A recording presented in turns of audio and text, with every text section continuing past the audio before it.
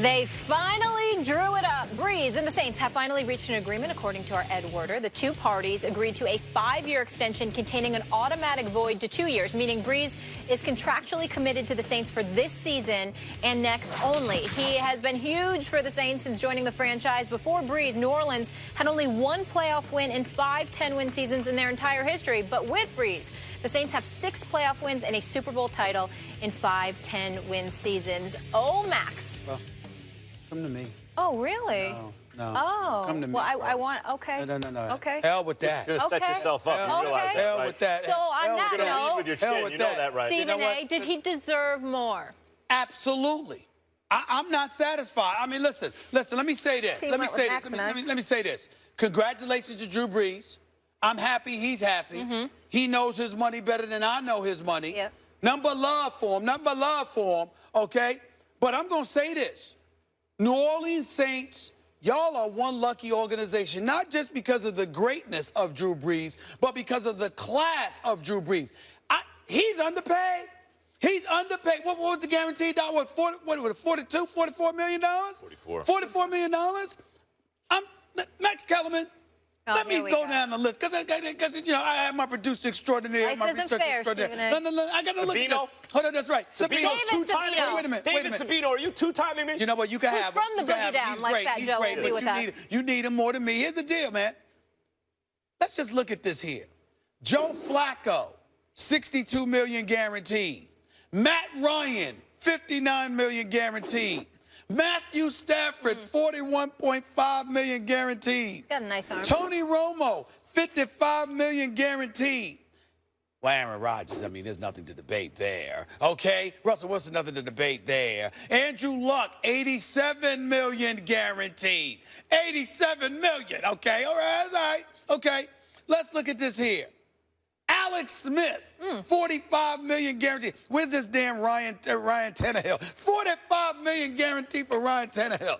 Ryan Tannehill, Jay Cutler. Take one sip of water. No. Okay. Jay Cutler. Just looking out. Jay Cutler, $54 million guaranteed. Jay Cutler is guaranteed more money than Drew Brees. Now, obviously, Drew Brees had guarantees before. This is the latest, and obviously his situation was up to have his contract revisited, renegotiated. These are guys that are on the books now. Doesn't mean that they won't get an extension this season or, sign a new signing bonus. I'm aware of all of that. Those were numbers that are just on the books, but more to come for them as well, and it could potentially be less. But I'm just looking at right now. Right now on the books, this is what the word guarantee comes associated with when it mentions those names. The Tony Romos, the Joe Flaccos, the Matt Ryans, the Jay Cutlers, oh my Lord, the Ryan Tannehills. And Drew Brees, 10 consecutive seasons of throwing for more than 4,000 yards. 4 of those times throwing for 5,000 plus yards. And Drew Brees asked for $60 million in guarantee, and you give him 44? To me, Drew Brees deserved at least 55, if not the whole $60 million in guaranteed dollars. I think they're at least $11 million short. As far as I'm concerned, he deserved more. They're lucky he gave them a hometown discount, looking out for this organization, being class personified, because that's who he is. Drew Brees deserved more money, and as far as I'm concerned, he's underpaid. He's underpaid. Why is it unsurprising to me that you're wrong about this? Seems to be a pattern on this show. Yeah. Now, I'm waiting for it to be a pattern. What is a guarantee really about? It's about how far you can. Well, let's back up for a second. Every time you see Stop talking to the kids. someone, I need to teach Stop them talking something. to the kids. You're leading them. He's leading you astray. I'll talk to you. Every time you see a player renegotiate his contract, what that restructuring is about, it only happens when it's beneficial to both parties, the team and the player. It gives the team cap relief because they get to spread out money over more years. It gives the player more money up front. Now, it's good for both parties in this case. But who won the negotiation, if you want to look at it that way? Obviously, the Saints won the negotiation. And the reason they won in this case is because their position was correct. They basically are telling Drew Brees, who's going to be 38 years old these playoffs, which the Saints likely will not be a part of, they're telling him, look, as Max Kellerman's been saying on TV to Stephen A. Smith every day, no quarterback who ever lived has ever been an elite quarterback at age 41. We will pay you through age 40. That's it.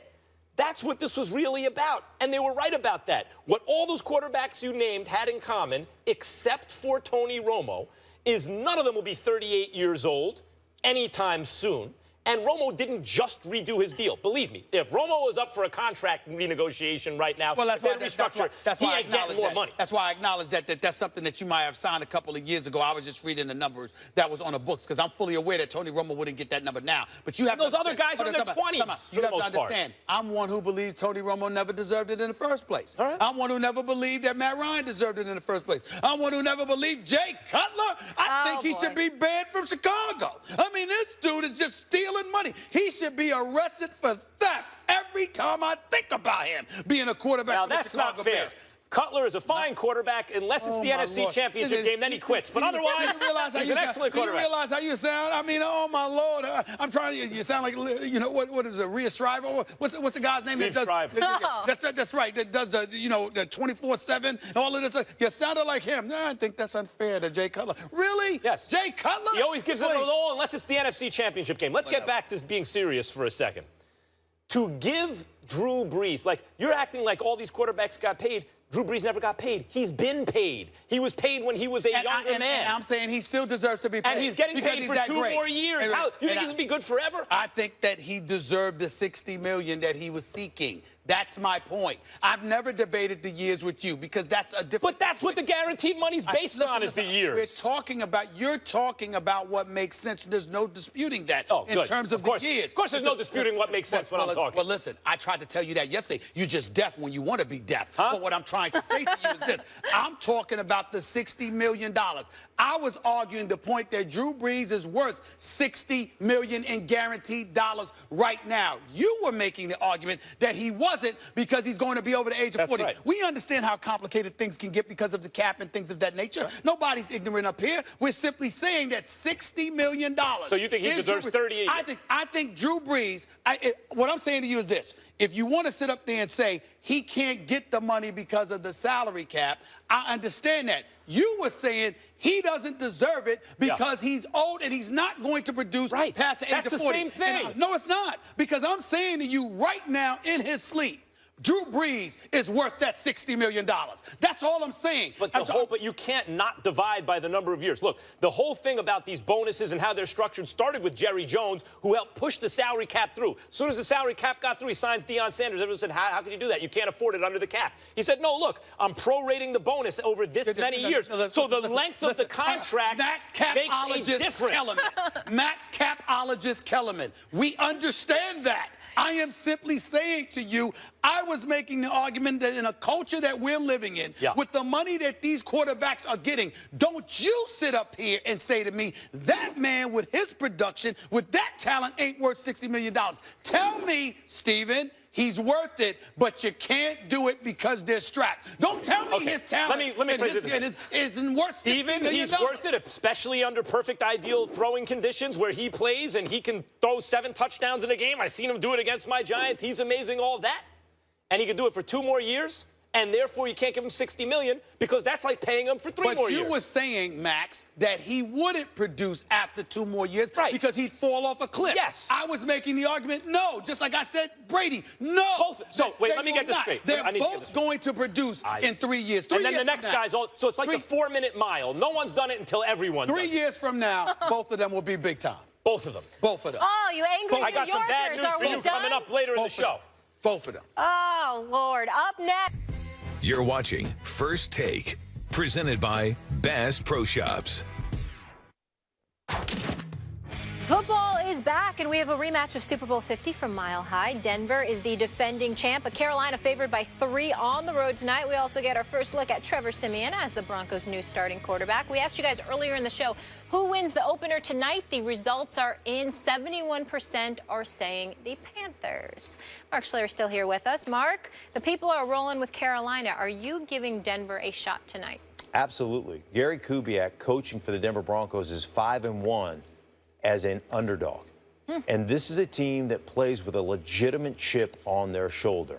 I called them on Mike and Mike this morning habitual line steppers on defense. They're going to have 3 personal fouls because they play over the edge. They constantly do. And they play with this chip on their shoulder like we won a world championship with quarterback play that resulted in 23 picks. We don't need great quarterback play. We'll play outstanding special teams, and we will create turnovers as a defense. And you look at the last 2 times they've faced the Carolina Panthers, they have created 13 total sacks on Cam Newton, countless numbers of pressures.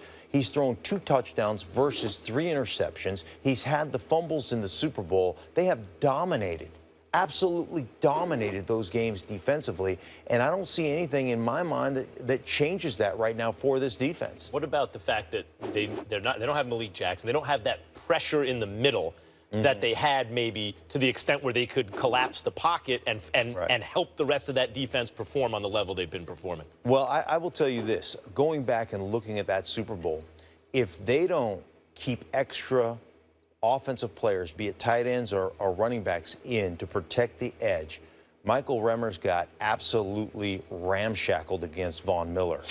Both edges got destroyed. Now, Malik Jackson's a great football player. His presence was more about the running game in my mind than it was about his ability to rush the passer. But still, they're going to have to, as a coaching staff, do a much better job of finding a way to protect Cam Newton and saying, listen, if it takes running 3-man routes or 2-man routes and keeping 7 men in or 8 men in, that's what we're going to have to do. So they have got to make a mental shift in the way they protect the edges, the way they protect against this Denver Broncos defense. Because if they go out and do the same thing they've done the last couple times they've played, they're going to get beat down again. Well, I agree with you there. I just don't think they'll do that. I'm struggling to figure out how Denver is going to win this game if they can't really score. You trying to tell me that Trevor Siemian, you have the confidence in him that he's going to be able to go against this Carolina defense? I get Kubiak. I get who he is and how he likes to do things. You look at Demaryius Thomas and Emmanuel Sanders. Outside the numbers, we know what kind of damage that they can do. I'm wondering about your tight end spot. I'm wondering about C.J. Anderson. I'm wondering about what I consider to be a rookie quarterback. I know he was drafted, in the 7th round, but he didn't throw an NFL pass last year. So your first order of business, your first real day on the job, you're going up against the defending NFC champions who are very, very big, very, very physical, with an elite front 7, and you're telling me you think Denver's got a really, really good chance of winning this game? Oh, absolutely. I mean, defensively, what they've been able to do to Cam Newton in this offense, that's one feather in their cap. And then I look at them offensively, run the football, create some play action. Trevor Siemian is not going to be a high-volume passer. If he is a high-volume passer, if he has to throw over 25, 26 times, then I think they end up losing this game. But I just don't believe that that's the formula in Denver right now. We're going to see. You know, the great thing about playing in the NFL is you never know until you get the opportunity. You never know. I'll never forget the first game I ever played was with the Washington Redskins against the Philadelphia Eagles in the old vet, the #1 defense in all of football. And I am as nervous as I could possibly be. I mean, I am scared to death. And Doug Williams walks down, the starting quarterback, walks down the bus as we're getting ready to go. He walks right past me, stops, turns around, comes back, taps me on the shoulder. And he said, the only difference between you and them is they got an opportunity and they made a name for themselves. And he goes, and today, you know what? You're going to go out there, you're going to have that opportunity, and you're going to make a name for yourself today. I have nothing but the utmost confidence in you. And I can't tell you, I was still scared to death, but I can't tell you what that did for me as a player to have that vote of confidence from my starting quarterback coming down that bus. And this is what sets players apart. We see first-round draft choices all the time coming to this league and are complete and total busts. And then we see 7th-rounders get an opportunity in this league and are great players. And that's the difference. I don't know what he's going to be, Stephen A. I don't. Till I watch him, till I see how he responds to a turnover or to a bad play. If he wilts like a flower in the summer heat, then we're in trouble. But if that guy stands up and wipes it off and keeps going, then, you know, you have an opportunity to be good. What that story tells me is good to have veteran leadership at the quarterback position, which Carolina has. Only you could twist that. It's not only him. I feel the same way. What about the fact that now Cam's got his best receiver back in terms of dealing with the Broncos? He didn't have Benjamin last year. He has him now. Doesn't that make any kind of a difference? Well, obviously, it's always a confidence thing. To be able to throw that up 50-50 balls and think that your guy's going to come away with it, that's great. But it doesn't change the philosophy of the Denver Broncos. You watch them play on a consistent basis. They did it to New England. They do it to Pittsburgh. They did it, you know, to Carolina in the Super Bowl last year. They're going to line up in man-to-man, bump and run, press you off the line of scrimmage, and try to physically beat you up so their pass rush can get there. He is not an elite-level quickness guy. He's a big-bodied guy that fronts guys up. He's a good receiver. But he's not an elite level, let me get open in 1.8 seconds so you can throw me the ball. That's not his game either. So I don't know that that's that big a difference maker. The 50-50 ball, I'll give you. The red zone ball, I'll give you. But I don't know that it all of a sudden goes, oh, that's the reason they win, and they'd have won the Super Bowl last year if Calvin Benjamin would have been there. Absolutely not. I don't buy that. Yeah, You picking the Broncos tonight? Absolutely, I'm picking the Broncos. Oh, of course he is. Right? Of course, You'll be around tomorrow.